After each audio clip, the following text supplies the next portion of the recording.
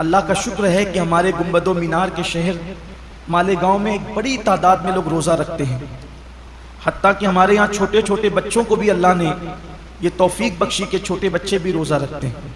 ख़वातीन इसमें मर्दों से कुछ आगे है रोज़े के मामलात के अंदर, लेकिन कहीं ना कहीं अब भी कमी है। अब भी एक बहुत बड़ी तादाद है जो रोज़ा नहीं रखती, रोज़ा रखने से महरूम है। और वो उन नौजवानों की तादाद है जो इस वक्त मेहनत मजदूरी करते हैं, मार्केट में बैठते हैं, लूम चलाते हैं, कारोबार करते हैं, और उनका उज़्र यह कि धूप बहुत है, तमाज़त बहुत है, शिद्दत बहुत है। वाकई मौसम तो गर्म है, कुछ रोज़े अप्रैल में होंगे और कुछ रोज़े मई में भी होंगे, बल्कि पूरा आखिरी अशरा मई में होगा। और गर्मी का और मेहनत का उज़्र पेश करके लोग रोज़ा छोड़ देते हैं। पहली बात तो यह है कि मौसम का उज़्र या मेहनत का उज़्र पेश करके रोज़ा छोड़ने की इजाज़त नहीं हो सकती, बल्कि अगर मेहनत मजदूरी की वजह से आप रोज़ा छोड़ते हैं तो इस्लाम का हुक्म यह जो अहकाम शरा है वो बता रहा हूँ आपको, कि एक तरफ रोज़ा छूटता है काम धाम की वजह से, आप अपने अंदर ताकत नहीं पाते कि मेहनत भी करें और रोज़ा भी रखें, तो रोज़ा नहीं छोड़ सकते। आपको शरीयत ये हुक्म देती है कि आप अपनी मसरूफियात कम कर दीजिए, आप काम शॉर्ट कीजिए, लेकिन रोज़ा आपको रखना है।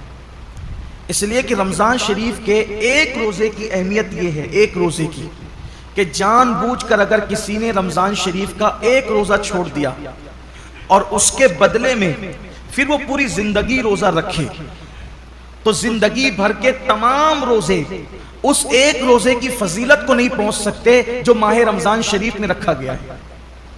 माह रमज़ान शरीफ के रोज़े का बदल जिंदगी भर के रोज़े नहीं हो सकते। जो फजीलत इन दिनों की है, ये मौसम है रोज़े का।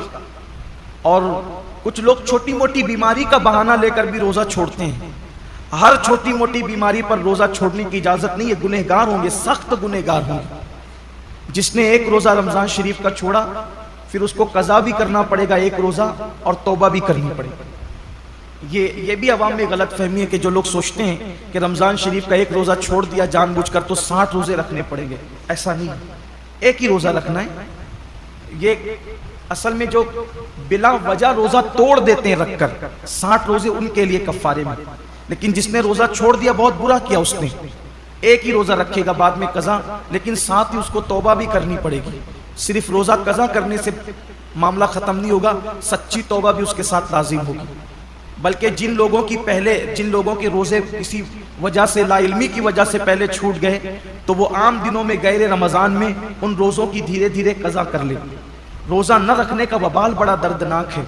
अल्लाह के रसूल सल्लल्लाहु अलैहि वसल्लम फरमाते हैं कि मैंने जब शबे मिराज जहन्नम का मुशाहिदा किया तो मैंने देखा कि कुछ लोगों के जबड़ों को आग की कैंची से काटा जा रहा है। मैंने पूछा, जिब्रील ये कौन लोग हैं? अर्ज किया, या रसूल अल्लाह सल्लल्लाहु अलैहि वसल्लम, ये आपकी उम्मत के वो लोग हैं जो माह रमज़ान शरीफ में रोज़े नहीं रखते थे।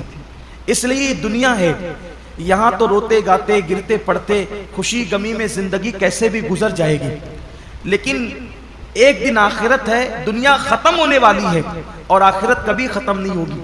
आज अमल कर सकते हैं, इसकी अहमियत का अंदाजा नहीं है। जब इस अमल का सिला मिलेगा और अमल न करने पर सजा मिलेगी, तब इंसान पछताएगा कि काश मैंने इसका फायदा उठाकर जिंदगी का कुछ नेकियां इकट्ठा कर ली होती, कुछ अमल कर लिया होता। बल्कि मरने वाले अल्लाह की बारगाह में मिन्नत करते हैं कि मेरे अल्लाह हमें सिर्फ 2 रकअत दुनिया में जाकर पढ़ने की इजाजत दे दे। लेकिन इरशाद होता है, बंदे जब हमने तुझे मौका दिया था उस वक्त तूने उससे फायदा नहीं उठाया। अब जिंदगी खत्म हो गई है, अब दोबारा किसी को दुनिया में नहीं भेजा जाएगा। इसलिए मैं अपने नौजवानों से कहता हूँ, बहाना मत कीजिए। रोजा रखने वाले को सब्र अल्लाह देता है।